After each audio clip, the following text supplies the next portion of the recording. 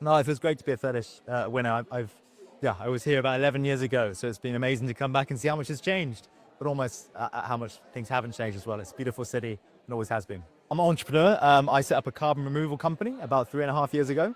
And actually today, it was quite a unique day, exclusive here for you guys. We just closed our first investment round of £4 million. So we're really excited. And it means we can scale carbon removal on sustainable agriculture across the UK. It's been awesome. Seeing my fellow alumni, but also seeing how many amazing people have come through this university. I was quite overwhelmed. Some of the people in there have done exceptional things, and you do feel a bit of imposter syndrome looking at some of the stuff. One guy was a Paralympic, also in space, solving cancer. So yes, a lot to compete with, but yeah, delighted to be here, and very proud.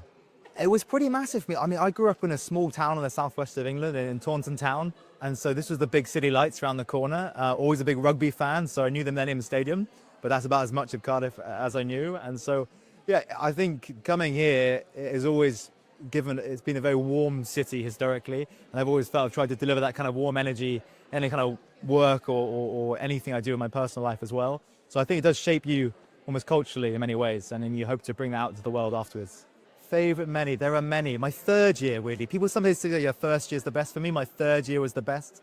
I had a really good group of mates, a super weird mix of fantastic people. We all did different degrees. And we lived about 100 meters from the Woodville pub. And any night in there was pretty outstanding, really. Just sitting around the table, laughing into your pints. And that was it, really.